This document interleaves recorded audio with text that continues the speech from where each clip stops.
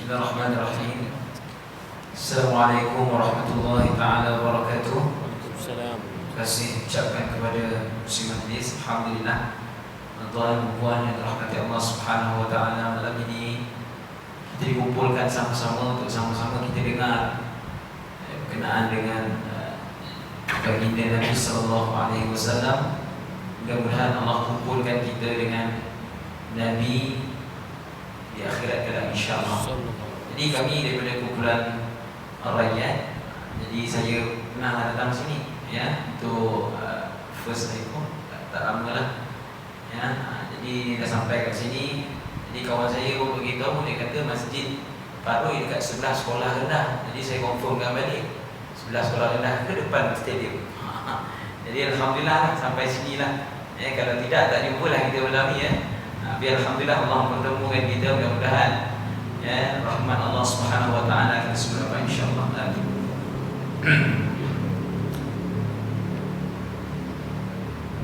Jadi kami akan mulakan dengan qasidah ya Imam Ar-Rusli dan akan digabungkan dengan ya Habib insyaallah.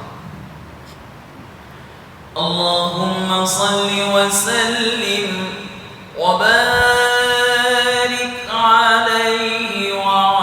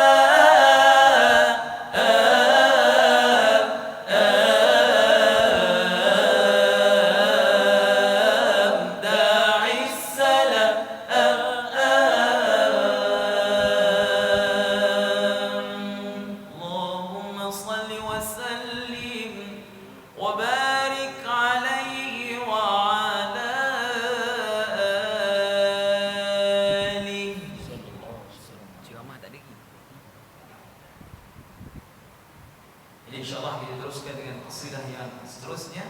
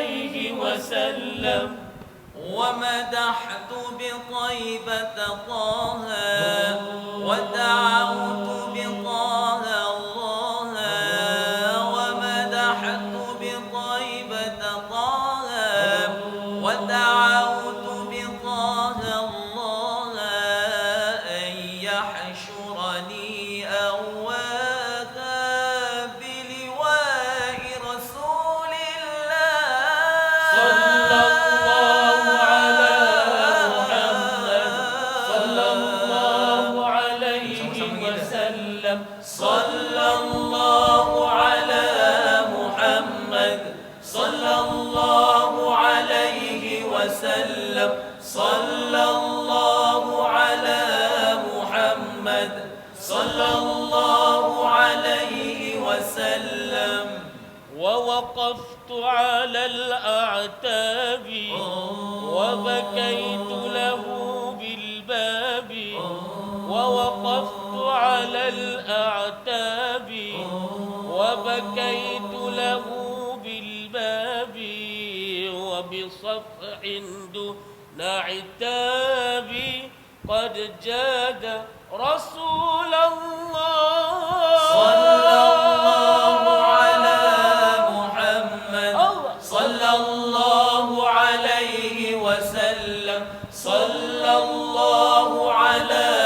محمد صلى الله عليه وسلم صلى الله على محمد صلى الله عليه وسلم وشكوت إليه ذنوبي فاستغفر لي محبوبي وشكوت إليه ذنوبي فاستغفر لي محبوبي ورجعت بدون عيوبي من عند رسول الله صلى الله على محمد صلى الله عليه وسلم صلى الله على محمد صلى الله عليه وسلم صلى الله على محمد صلى الله عليه وسلم وسلم صلى الله على محمد صلى الله عليه وسلم اللهم صل وسلم وبارك عليه وعلى آله.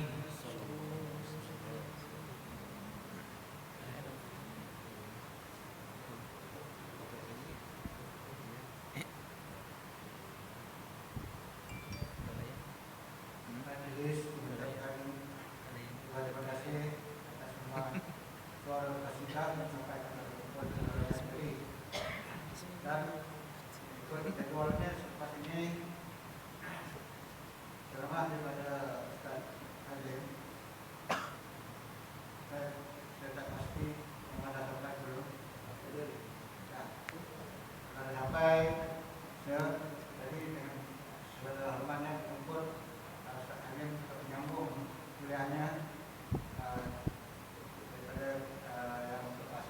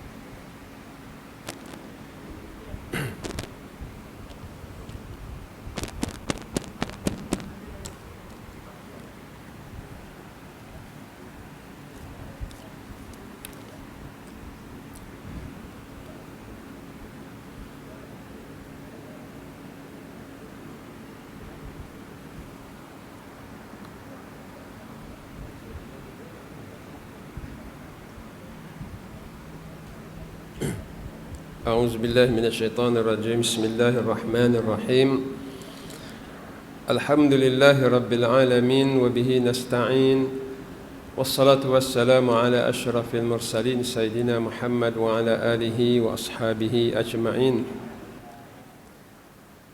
سبحانك لا علم لنا إلا ما علمتنا إنك أنت العليم الحكيم ولا حول ولا قوة إلا بالله العلي العظيم قال الله تعالى محمد رسول الله والذين معه أشداء على الكفار رحماء بينهم. Firman Allah Subhanahu wa taala, Muhammad Rasulullah. Muhammad adalah Rasul Allah. Dan orang-orang yang bersama dengan baginda sangat tegas terhadap orang-orang kafir dan berkasih sayang sesama orang-orang yang beriman. Sadaqallahul azim. Kita masih lagi di dalam suasana menyambut kelahiran Nabi kita, Nabi Muhammad sallallahu alaihi wasallam, ataupun yang dinamakan Maulidin Nabi. Kelahiran Nabi kita sallallahu alaihi wasallam lebih kurang 1400 tahun yang lalu. Dan kelahiran Nabi kita sallallahu alaihi wasallam disambut di merata-rata tempat di seluruh dunia, demi untuk memperingati lahirnya Nabi yang terakhir yang diutuskan oleh Allah Subhanahu wa taala, dan tidak ada lagi nabi selepas itu sehinggalah ke hari kiamat. Dan ini bermakna nabi yang diutuskan oleh Allah Subhanahu wa taala ini mestilah seorang nabi yang ajarannya berkekalan sehingga ke hari kiamat. Tidak seperti nabi-nabi yang terdahulu. Nabi-nabi yang terdahulu, ajaran mereka itu lama kelamaan boleh kita katakan tenggelam. Sebagai contoh ajaran Nabi Ibrahim alaihissalam. Semua nabi-nabi membawa agama Islam, termasuklah Nabi Ibrahim. Kana hanifan musliman. Adalah Nabi Ibrahim itu hanif lagi muslim. Hanif maknanya berlaku lurus, tidak ada kesesatan padanya. Tapi apa yang berlaku apabila Nabi kita lahir, kisah-kisah yang kita baca dalam sirah Nabi mendapati bahawa penduduk Mekah yang pada asalnya dididik, ditadbir oleh Nabi Ibrahim alaihissalam bersama dengan anaknya Nabi Ismail alaihissalam, mereka menjadi masyarakat jahiliyah. Kaabah masih berada di bersama mereka, tetapi di sekeliling Kaabah itu berhala, tetapi bandar Mekah itu dipenuhi dengan sarang-sarang pelacuran. Seperti hadis yang diriwayatkan oleh Aisyah radhiyallahu anha, terdapat 4 jenis pelacuran di bandar Mekah ketika itu. Dan siap dengan signboard, iaitu bendera putih. Mana ada bendera putih, itu sarang pelacuran. Sesiapa saja nak masuk boleh masuk, dijamin oleh Abu Jahal, Abu Sufyan, pemerintah-pemerintah Mekah ketika itu. Sampai ke peringkat itu, daripada Nabi Ibrahim alaihissalam membawa Islam, sampailah ketika Nabi kita lahir dipenuhi dengan jahiliyah. Begitu jugalah Nabi Musa alaihissalam.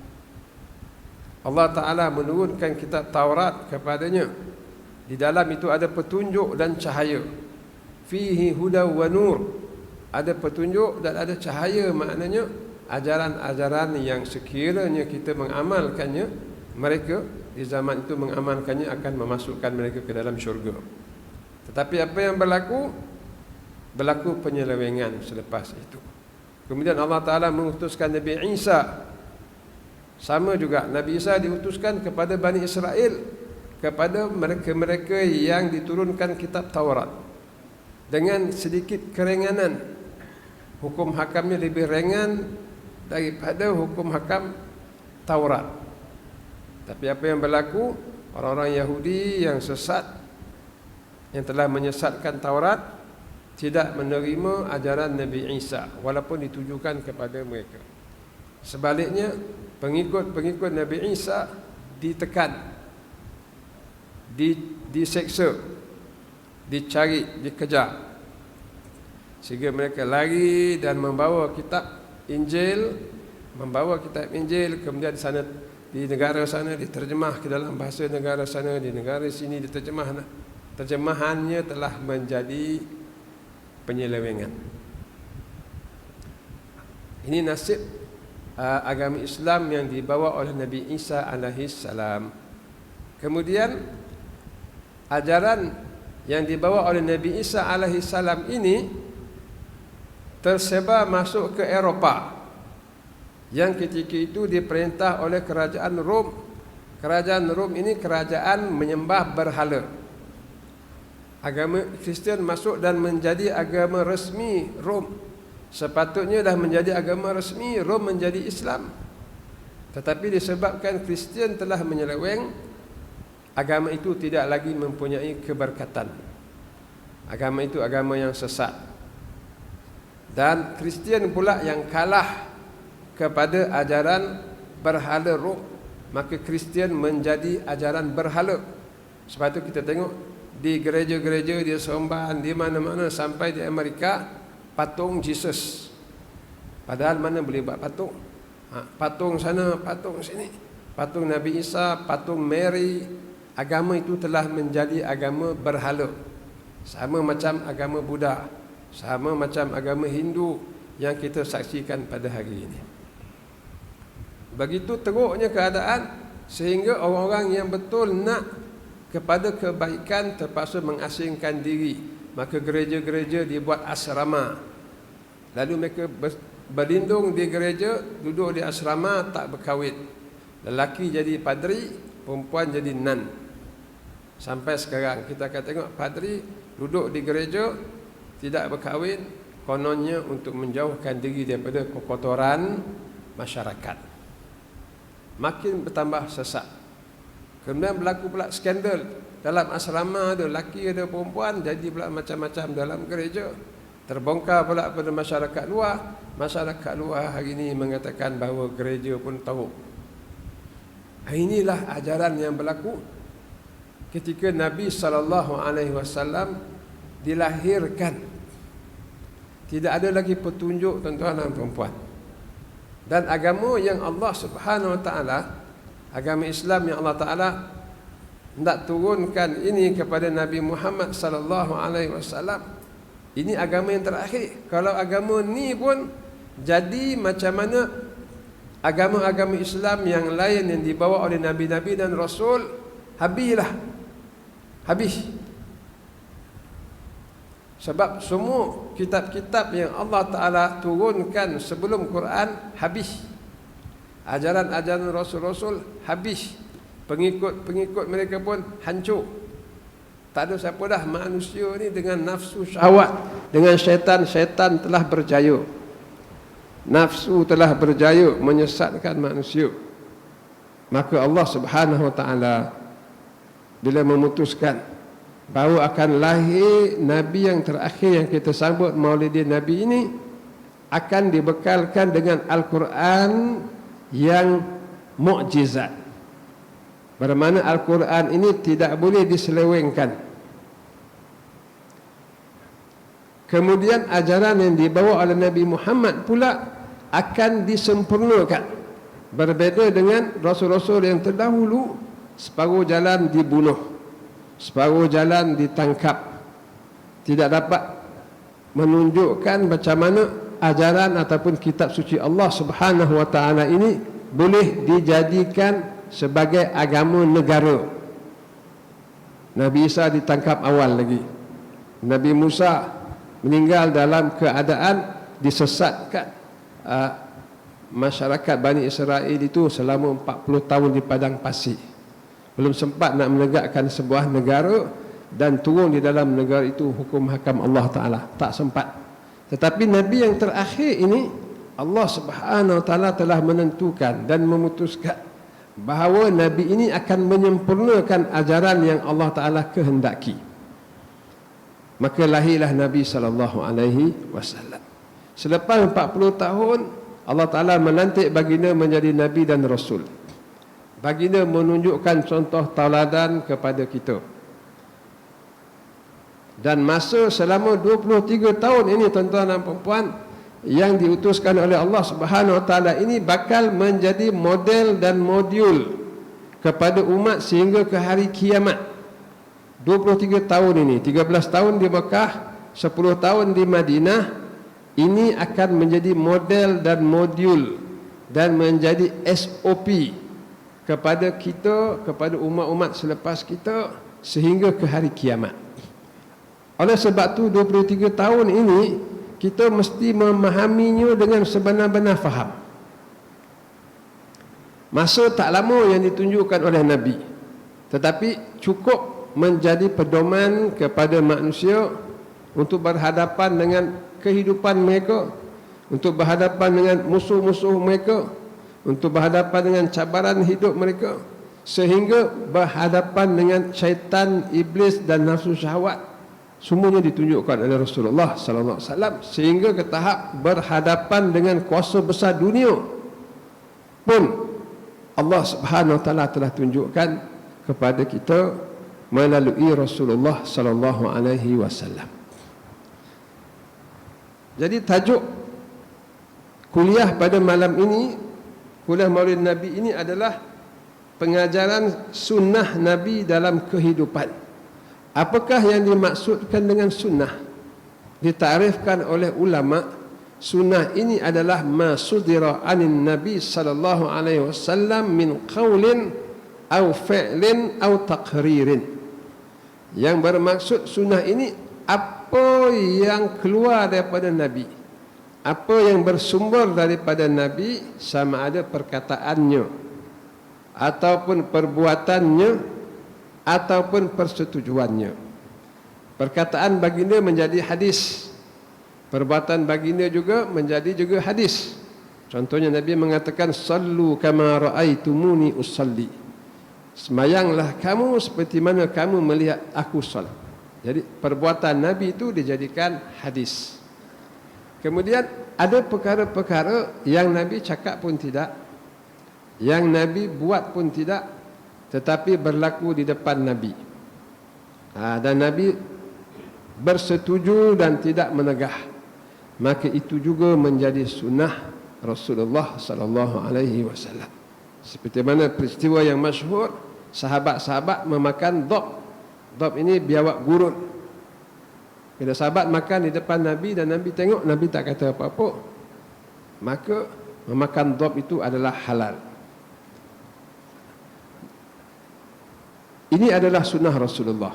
Jadi kalaulah sunnah Rasulullah sallallahu alaihi wasallam adalah apa yang Nabi buat dan apa yang Nabi cakap dan apa yang Nabi setuju, maka sirah perjuangan Rasulullah sallallahu alaihi wasallam itu semuanya adalah sunnah Rasulullah sallallahu alaihi wasallam yang menjadi petunjuk kepada kita. Dan kita tak bicarakan tentang hukum halal dan haram. Ini kita serahkan kepada ahli fuqaha, ahli fiqh.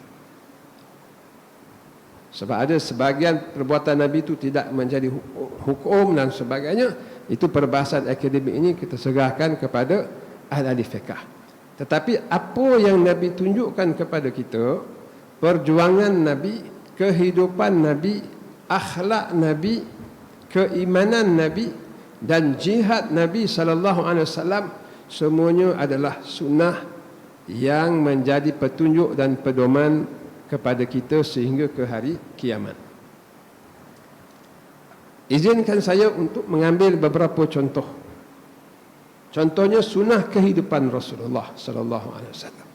Ini nak syarah kehidupan Nabi seminggu tak habis. Ya. Tapi sahabat bertanya kepada Aisyah, cuba ceritakan bagaimana akhlak Nabi, kehidupan Nabi. Lalu Aisyah mengatakan kana khuluquhu al-Quran. Adalah akhlak Nabi ini adalah Al-Quran. Maknanya apa sahaja yang terdapat di dalam Al-Quran itu adalah akhlak Rasulullah sallallahu alaihi wasallam. Dengan kata lain, ulama mengatakan bahawa Nabi Muhammad adalah Al-Quran yang bergerak.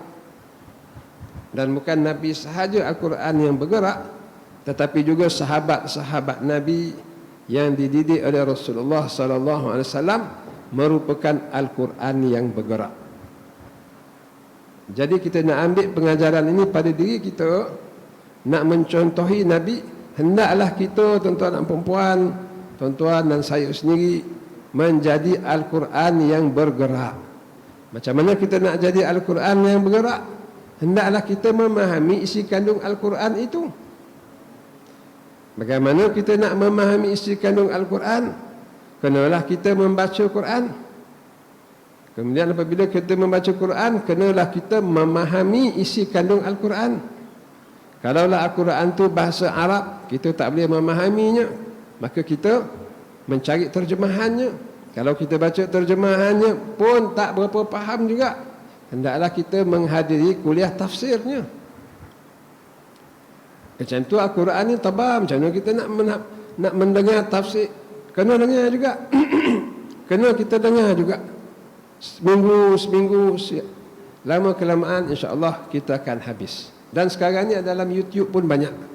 Kalau ada tafsir Al-Quran bahasa Melayu, kalau bahasa Arab memang dah banyak, penuh. Ya, bahasa Arab ni ulama dia ramai. Kalau ada tafsir dalam bahasa Melayu dalam YouTube, kita kena tengok.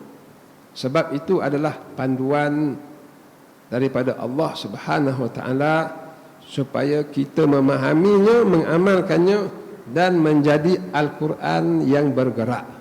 Tuan-tuan dan puan-puan sekalian, macam mana dekatnya Nabi SAW dengan Allah Subhanahu Wa Taala. Dia berbual dengan isteri dia, dengan anak-anak dia di rumah. Bila dengar azan, kata Aisyah, kana Nabi SAW yuhaddithuna wa nuhaddithu. Adalah Nabi berbual dengan kami, kami berbual dengan dia. Fa idza hadratis salah, bila datang waktu salat, ka'annahu la ya'rifna wa la na'rifu. Seolah-olah macam dia tak kenal kami, kami tak kenal dia.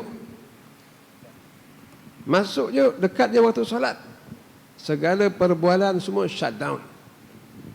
Sebab telah tiba masa untuk salat. Demikian akhlak Rasulullah sallallahu alaihi wasallam. Kemudian Nabi SAW menepati janji. Kita lihat Nabi pernah berjanji dengan seseorang untuk berjumpa di satu tempat. Orang tu lupa.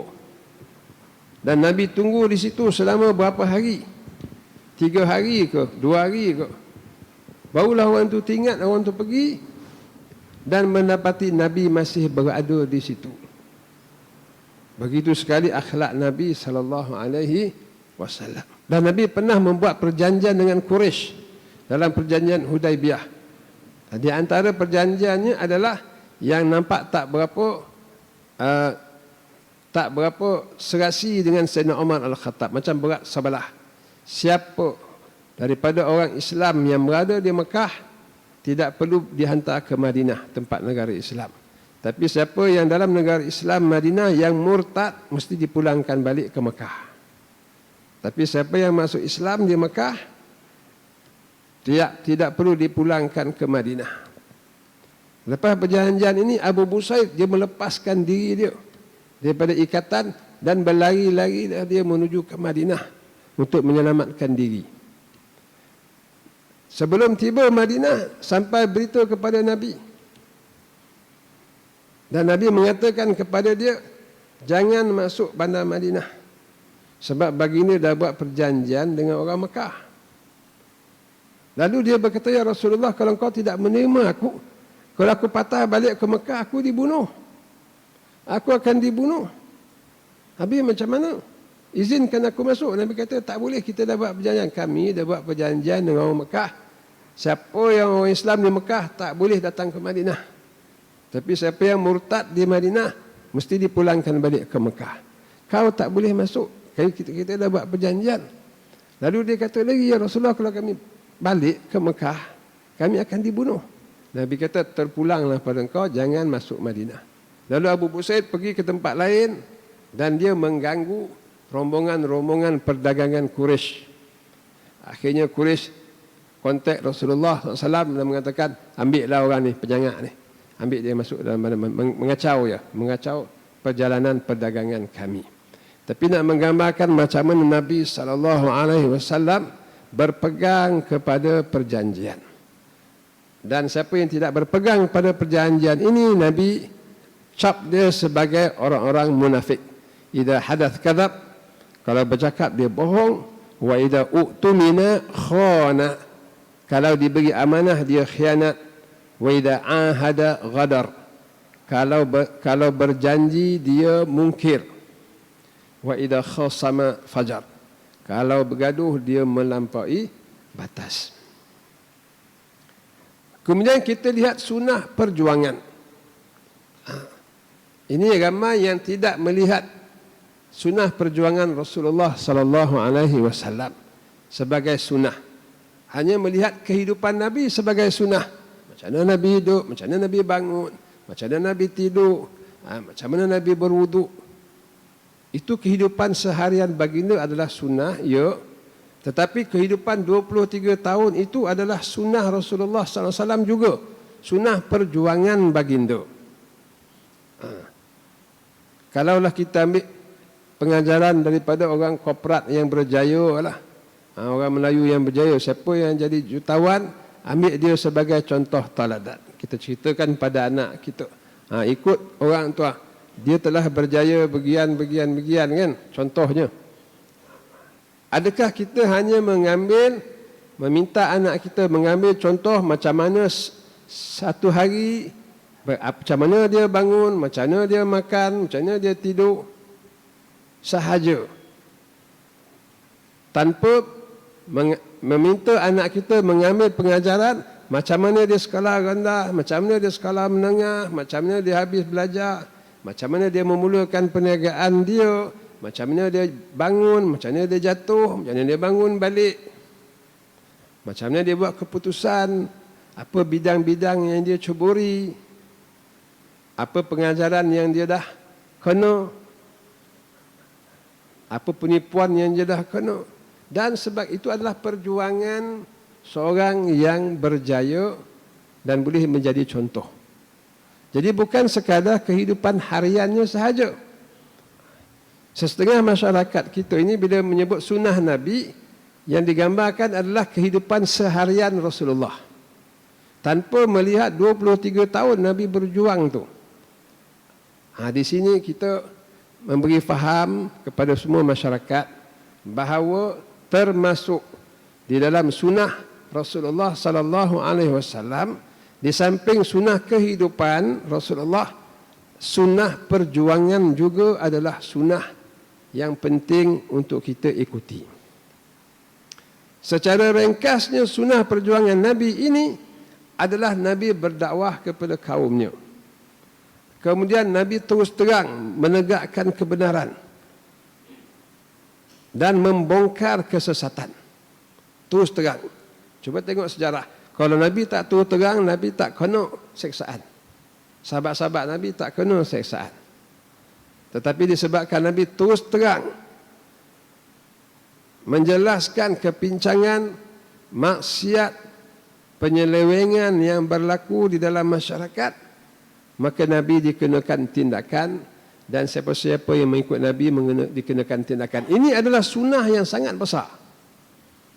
Dan kita menyeru kepada semua masyarakat, ikutilah sunnah ini, iaitu sunnah amar ma'ruf nahi mungkar, yang bukan saja ditunjukkan oleh Nabi, tetapi disebut oleh Allah Subhanahu wa taala di dalam Al-Quran. Kuntum khaira ummatin ukhrijat linnas ta'muruna bil ma'ruf wa tanhauna 'anil munkar. Kamulah umat yang terbaik yang pernah dikeluarkan untuk manusia. Kamu menyeru kepada ma'ruf dan kamu mencegah kemungkaran. Ini adalah sunnah yang sangat besar. Kalaulah semua umat kita ini bangkit, mengajak orang lain melakukan kebaikan, kemudian mencegah kemungkaran yang berlaku dalam masyarakat dengan niat untuk mengikut sunnah, masyarakat kita akan berubah. Tak adalah maksiat-maksiat yang kita baca tiap-tiap hari dalam surat khabar, dalam internet ni. Tak adalah penyelewengan, tak adalah jenayah-jenayah yang berlaku ni. Tetapi disebabkan ramai dari kalangan masyarakat kita yang tidak mengamalkan sunnah amar ma'ruf nahi mungkar, maka maksiat dan jenayah berleluasa. Lu'ina alladhina kafaru min bani Israel, dilaknat orang-orang kafir daripada Bani Israel, ala lisani Daud wa Isa bin Maryam, melalui lidah nabi mereka. Allah Taala laknat mereka melalui rasul mereka. Sebab apa? Kanu la yatanahawna an munkarin fa'alu.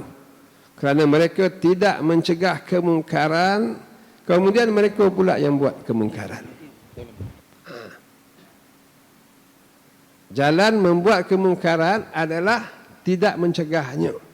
Siapa yang tidak mencegah kemungkaran, lambat laun boleh terjerumus ke dalam kemungkaran itu sendiri.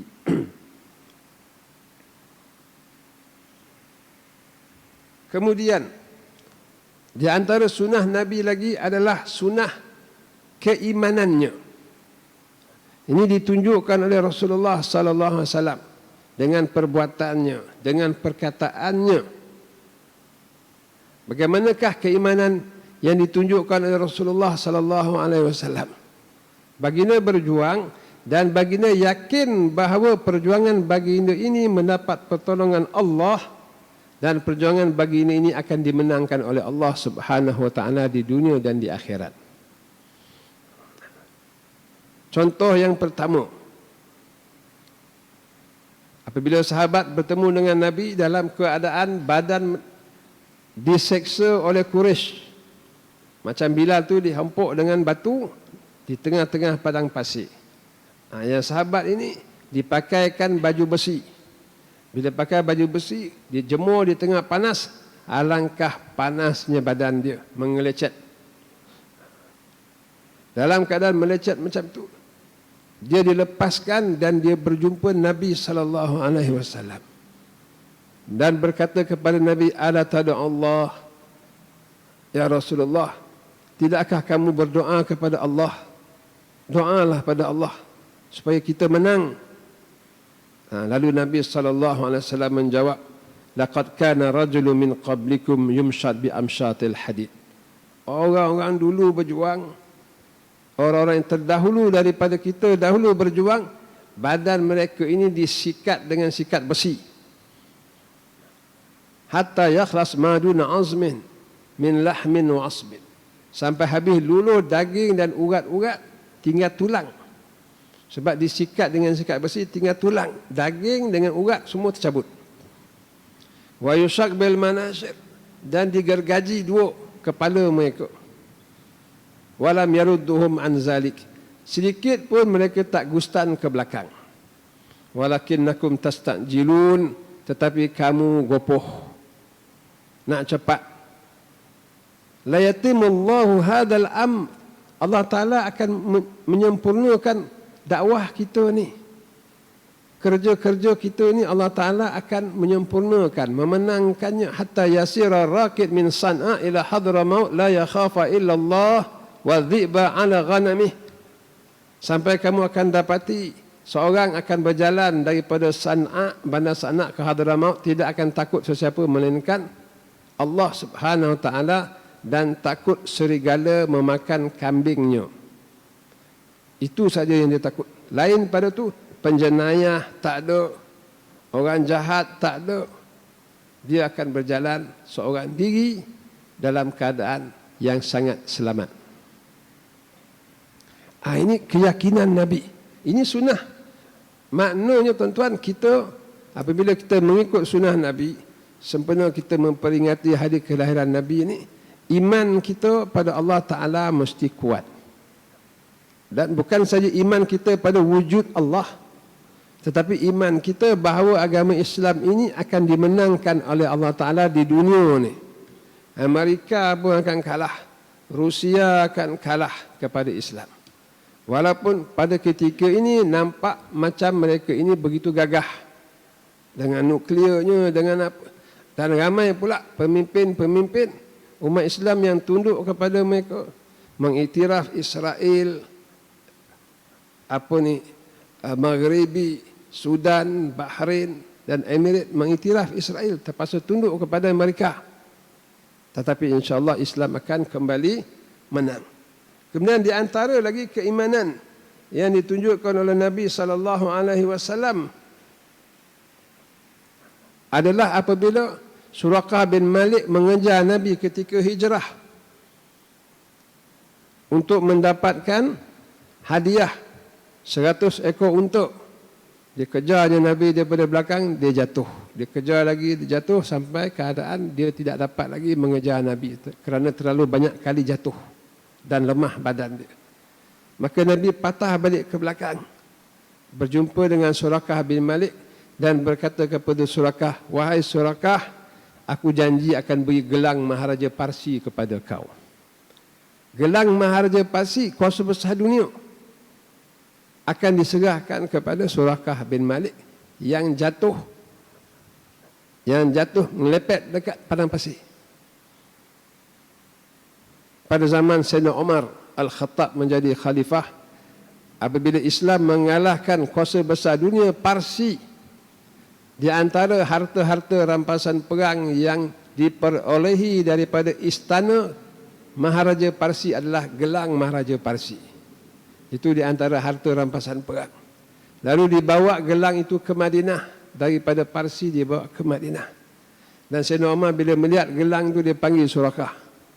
Mai sini mana Surakah? Lalu datanglah Surakah dan Sayyidina Umar berkata, ini gelang yang dijanjikan oleh Rasulullah sallallahu alaihi wasallam kepada engkau dahulu. Ambil ni. Ini keimanan. Ini adalah sunnah.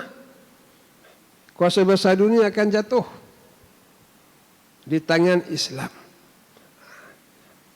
Beginilah kita mendidik umat Islam mencontohi sunnah Nabi sallallahu alaihi wasallam bahawa Islam akan kembali gemilang. Islam akan kembali terbilang dan gemilang. Ini mesti kita didik pada masyarakat kita sebagai satu sunnah. Tapi apa yang berlaku pada hari ini, bila sunnah ini tidak diajar kepada masyarakat, tidak diajar kepada anak-anak muda, umat Islam kalah jiwa mereka. Kalah bila dengar saja Barat, dengar saja Amerika, dengar saja Eropah, semua rasa takut. Bukan saja rasa takut dengan kekuatan, tetapi kagum pula dengan kehebatan. Apa yang datang daripada Barat, kagum. Anak dapat belajar di Barat, kagum. Dapat melancung ke Barat, kagum. Ini yang berlaku sekarang ini. Maka di manakah sunnah Rasulullah sallallahu alaihi wasallam dari segi keimanan dan keyakinan? Kemudian di antara sunnah yang kita boleh mengambil pelajaran daripada Rasulullah sallallahu alaihi wasallam adalah sunnah jihad. Dan sunnah jihad ni sunnah yang sangat penting. Sebab apa tuan-tuan? Elok saja lepas hijrah ke Madinah, jihad tak berhenti selama 10 tahun. 10 tahun Nabi tinggal di Madinah sebelum wafat. Bahkan ketika Nabi wafat pun, di luar tingkap rumah Nabi, tentera Islam sedang bersiap nak pergi berjihad di jalan Allah di bawah pimpinan Usamah bin Zaid. Di antara hijrah dengan kewafatan Nabi sallallahu alaihi wasallam, jihad setiap tahun. Bukan saja Ghazwah Badar, bukan saja perang Uhud, perang Khandaq yang terkenal. Di antara mana-mana perang, di antara Badar dengan Uhud, di antara Uhud dengan Khandaq, berlaku peperangan-peperangan juga tanpa disertai oleh Rasulullah sallallahu alaihi wasallam. Disebabkan Nabi tidak menyertai rombongan jihad tersebut, maka dia tidaklah begitu popular disebut di dalam kitab sirah ataupun disebut oleh penceramah-penceramah. Tetapi ada di dalam kitab sirah Nabi sallallahu alaihi wasallam. Dan Nabi sallallahu alaihi wasallam, kenapa Nabi tidak pergi berjihad di semua rombongan, di semua angkatan? Hanya Nabi keluar perang Badar, hanya Nabi keluar perang Uhud, hanya Nabi keluar perang Khandaq, hanya Nabi keluar dalam peperangan Mekah, ya, dan sebagainya. Tetapi ada banyak peperangan-peperangan lain yang mungkin lebih besar daripada perang Badar, tetapi tidak disertai oleh Rasulullah sallallahu alaihi wasallam dan dinamakannya sariyah. Kalau yang Nabi pergi namanya ghazwah. Kalau Nabi tak pergi namanya sariyah. Kenapa Nabi tak pergi? Bukan kerana Nabi sibuk, dan bukan kerana Nabi takut nak berjihad ataupun takut mati syahid, tidak. Dan Nabi berkata apa? Lawadattu an uqtal fi sabilillah thumma uhya thumma uqtal thumma uhya thumma uqtal thumma uhya thumma uqtal. Yang bermaksud, demi Allah, aku suka aku dibunuh di jalan Allah, kemudian aku dihidupkan kembali. Kemudian aku dibunuh di jalan Allah, kemudian aku hidup kembali. Kemudian aku dibunuh di jalan Allah, kemudian aku dihidupkan kembali. Kemudian aku dibunuh di jalan Allah, kemudian aku dihidupkan kembali.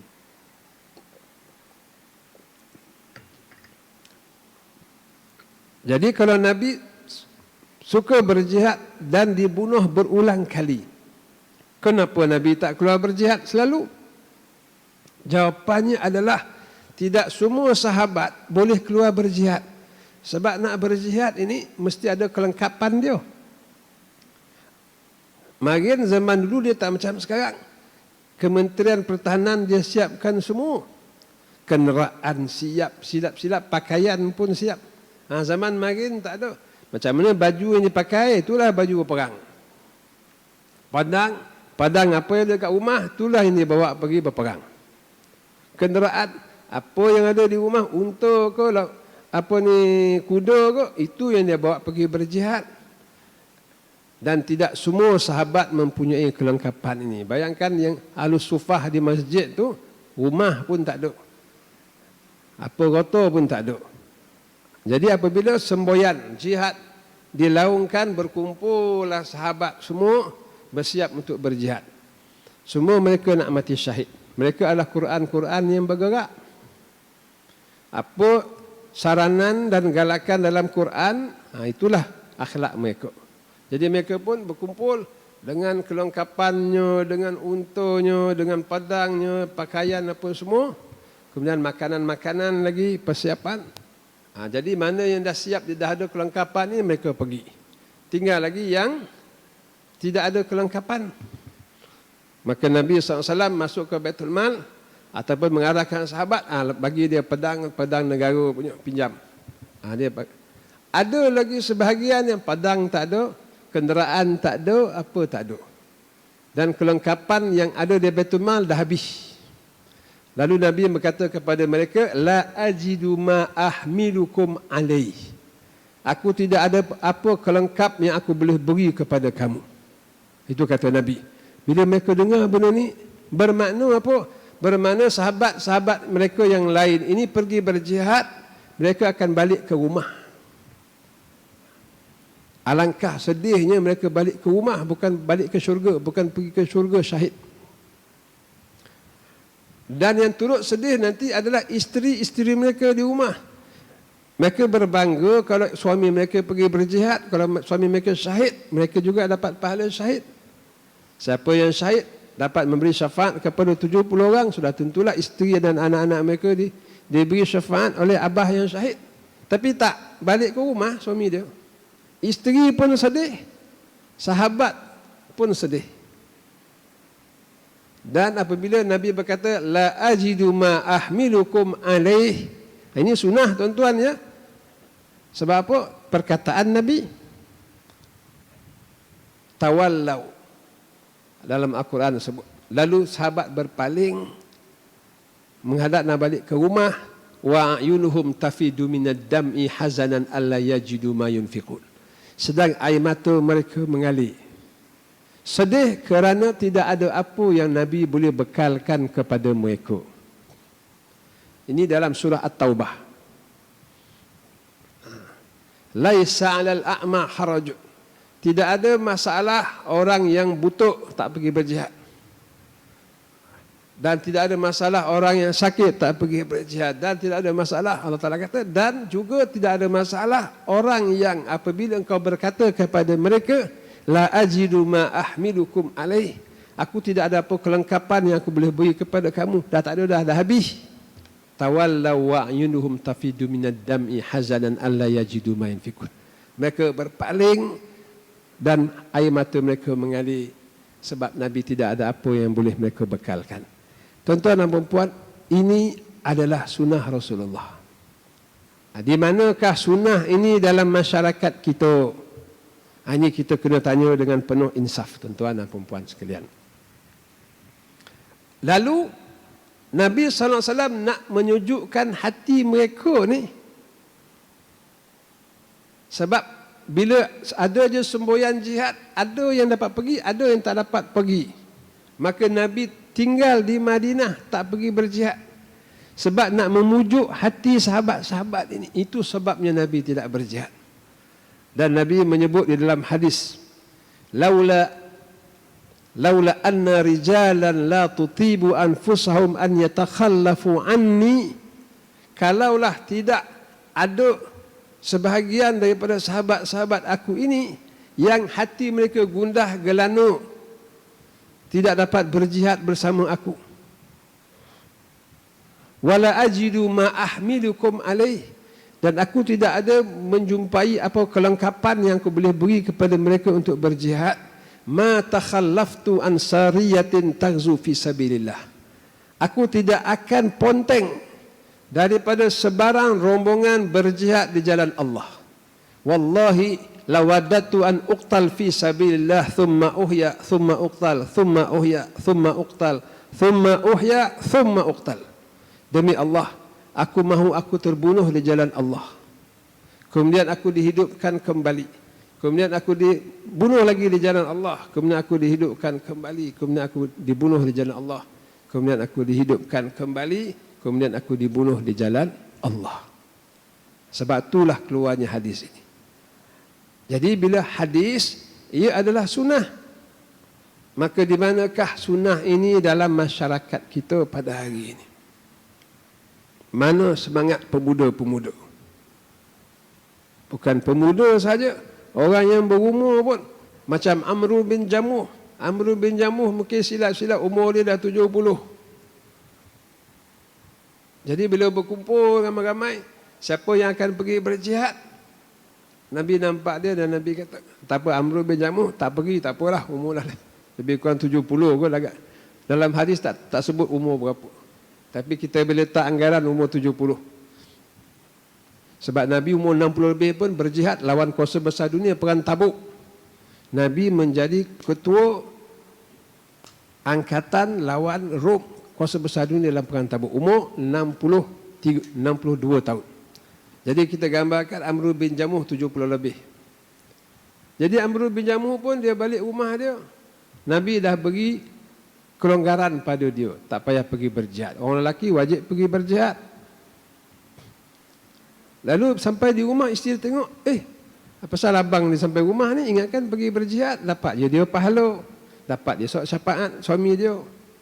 Jadi isteri dia kata kenapa balik? Dia kata Nabi dah bagi kelonggaran pada dia.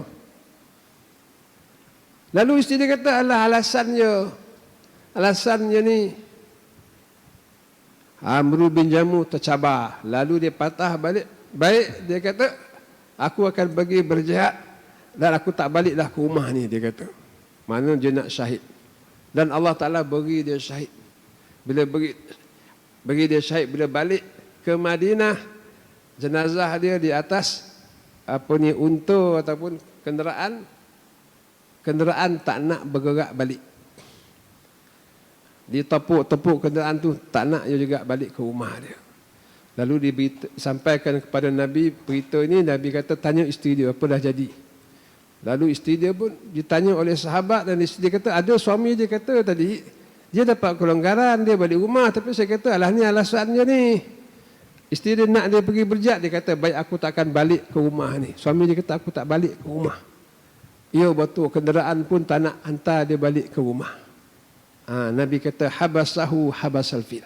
Dia ni ditahan macam mana tentera Abraha hari itu ditahan oleh Allah Ta'ala, tak boleh masuk Mekah. Ni kenderaan dia pun tak boleh nak masuk ke rumah dia. Tanamlah dia di mana-mana, jangan tak sahabat bawa balik ke rumah dia. Ini sunnah perjuangan dan ini sunnah jihad, tuan-tuan dan perempuan sekalian. Jadi apa yang boleh kita simpulkan dalam minit-minit terakhir ini, di sana ada sunnah besar yang dialpakan oleh masyarakat kita. Ini kita kena ingatkan masyarakat kita. Sebab Allah Subhanahu Wa Taala mengutuskan Nabi sallallahu alaihi wasallam menjadi contoh tauladan kepada kita. Diberinya peringatan pada kita. Dalam bab jihad ni Nabi bagi peringatan banyak kali. Di antaranya orang yang suka tinggal dekat taman-taman Switzerland ke ada sungai kan, ada rumah cantik. Sahabat dulu pun ingin macam tu, duduk di tempat ada sungai, jauh pada orang, tenang je kan. Dalam satu hadis, seorang sahabat lalu di satu tempat ada anak sungai. Lalu mereka berkata, lau a'tazilun nas wa uqim fi hadal wadi. Kalaulah aku ni jauhkan diri aku daripada manusia dan aku lepak-lepak dekat sini di tepi anak sungai ni. Wah, kan syok dia kata. Sampai beritahu kepada Nabi, Nabi kata la taf'al, jangan buat macam tu. Fa inna maq'iduhum fi sabilillah khairum min an yusalli ahadun fi baitihi 70 sanah. Kerana sekiranya kamu berada dalam jihad, berperang di jalan Allah, lebih baik daripada seseorang itu solat di rumah dia 70 tahun. 70 tahun ni umur kita lah, umur orang yang panjang umur ya. Solatlah sepanjang umur di rumah yang jauh dekat sungai. Orang pergi berjihad jalan Allah lebih hebat lagi daripada solat dia 70 tahun. Ini peringatan yang Nabi beri kepada kita. Apa lagi peringatan oleh Rasulullah sallallahu alaihi wasallam, idza tabayatum bin nasiah, kalau kamu ni asyik dengan riba ya. Wa akhastum iqal al-bakar, dan kamu ni asyik pegang tali ternakan kamu. Maknanya sibuk dengan carrier, dulu ni jaga lembu, sekarang ni duduk office, duduk kat kilang, apa saja carrier. Wa raditum bizar'i, dan kamu syuk dengan tanam-tanaman kamu. Wa taraktumul jihad, dan kamu meninggalkan jihad. Sallallahu alaikum zullan, Allah Ta'ala akan meliputi kamu dengan kehinaan. La yanzi'u ankum hatta tarji'una ila dinikum, dan kehinaan ini Allah Ta'ala tak singkap balik, tak tarik balik, sehinggalah kamu kembali kepada agama kamu. Jadi Rasulullah menyifatkan meninggalkan jihad itu meninggalkan agama. Kalau kamu tinggalkan jihad, kamu akan hina sampailah kamu kembali balik kepada agama kamu, bermakna sampailah kamu balik kepada jihad. Ini sunnah Rasulullah sallallahu alaihi wasallam. Kenapa umat Islam hari ini ketinggalan? Kenapa umat Islam ni banyak di tempat di dunia dihina? Kerana lemahnya semangat perjuangan. Lemahnya mengikut sunnah Nabi dalam berjuang. Ini masalah dia. Jadi kita kembali kepada sunnah Rasulullah sallallahu alaihi wasallam sempena kelahiran Nabi ini. Takut besok di akhirat ditanya oleh Allah Subhanahu wa taala, kenapa tak berjuang? Ya. Ayat-ayat ni sebut dalam Quran tentang perjuangan ni terlalu banyak. Tentang jihad terlalu banyak. Tetapi apabila masyarakat alpa hanya fikir dalam Quran tu ayat solat, ayat puasa, tapi ayat berjuang untuk agama, berjuang untuk memenangkan Islam, berjuang untuk mengalahkan kuasa besar dunia, itu umat Islam macam kelabu kan. Ada peringatan tapi tak berapa perasan. Jangan menyangka Allah Ta'ala tak tanya besok di akhirat. Esok Allah Ta'ala tanya, Quran ini hujjatan lak au alaik. Quran ini menjadi hujjah Allah membela kamu ataupun mendakwa kamu. Dia macam surat perjanjian tu. Esok dibuka oleh Allah Ta'ala. Allah Ta'ala tanya tentangnya. Kita kata tak tahu pula. Ada muka surat ni dalam Quran sekian. Oh ada ke rupanya. Tapi dah lambik dah. Dah lambik ni dah hari kiamat. Surat perjanjian ada. Kita baca ataupun tidak surat perjanjian ni 6,200 ayat dalam Quran. Kita buat tak 6,200 ayat ni? Allah Ta'ala akan tanya kita. Dan Allah Ta'ala akan tanya orang-orang yang engkar, kenapa tak buat? So hari kiamat besok, malaikat tengah sibuk menyapu manusia dan batu. Bahan bakar api neraka adalah batu dan manusia. Masuk lagi manusia dicampak dalam api kan. Manusia ni dicampakkan ke dalam neraka. Sekumpulan faujun. Kullama ulqiya fiha faujun. Ini yang kita baca dalam surah Al-Mulk. Kullama ulqiya fiha faujun. Setiap kali dicampakkan ke dalam neraka itu sekumpulan manusia. Syurga masuk, salamun alaikum tibtum. Kalau masuk syurga ni dia masuk tenang je. Diberi salam lagi, salamun alaikum. Salam sejahtera ke atas kamu. Tibtum, bagus sungguhlah kamu. Fadkhuluha khalidun. Masuk. Kekal selama-lama. Syurga masuk macam tu, neraka tak macam tu. Neraka dicampakkan sekumpulan, selori masuk neraka. Kullama ulqiya fiha, setiap kali dicampakkan ke dalam neraka sekumpulan, faujun ni sekumpulan, sa'alahum khazanatuha. Malaikat neraka heran. Lalu bertanya kepada selori ini, manusia ni. Sa'alahum khazanatuha. Malaikat neraka bertanya kepada mereka, alam ya'tikum nadhir? Oh ya orang, kau di dunia itu tak ada kau orang beri peringatan. Alam ya'tikum nadhir, tak ada kau orang beri peringatan jumpa kamu. Quran ada. Lalu mereka berkata, qalu bala, qad ja'ana nadhir. Ada itu ada orang datang beri peringatan. Fakadzabnahum, tapi kami tak ikut cakap dia. Wa qulna ma nazzalallahu min syai'. Kami kata tak ada lah Allah Ta'ala turunkan benda-benda macam ni. Tak ada lah. In antum illa fi dhalalin kabir. Kau orang semua membongak je. Tak ada pun. Sebenarnya dia tak baca Quran. Dia tak faham dalam Quran 6,200 ayat tu. Dia yang kata tak ada pun Allah Ta'ala sebut benda tu. Dia pula tuduh orang tu kau membongak cakap benda-benda macam ni. Tapi bila dah hari kiamat dah dicampakkan story-story dalam neraka, malaikat pun dah kata heran. Tak ada aku bagi orang bagi peringatan. Apa mereka kata? Wa qalu law kunna nasma'u aw naqilu ma kunna fi ashabis sa'ir. Kalaulah bagi kami mendengar betul-betul. Nasma'u aw naqilu ma, atau kami berakal sikit. Ma kunna fi ashabis sa'ir. Tak adalah kami tercampak dalam neraka kubur. Fa'tarafu i'tiraf. Fa'tarafu, lalu mereka beriktiraf kesalahan mereka. Fasuqan li ashabis sa'ir. Alangkah jauhnya mereka daripada rahmat Allah Ta'ala masuk ke dalam neraka. Jadi tuan-tuan, mudah-mudahan dengan peringatan ini kita kembali kepada sunnah Rasulullah Sallallahu Alaihi Wasallam. Sunnah Nabi, apa saja yang Nabi cakap, apa saja yang Nabi buat, apa saja yang Nabi setuju, itu adalah sunnah Rasulullah. Termasuklah perjuangan Rasulullah Sallallahu Alaihi Wasallam dalam menunjukkan kepada kita Al-Quran. Ditunjuknya kita cara amali.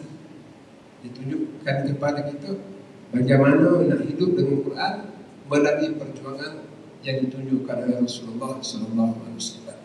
Aku qali hadza astaghfirullah al-azim. Assalamualaikum.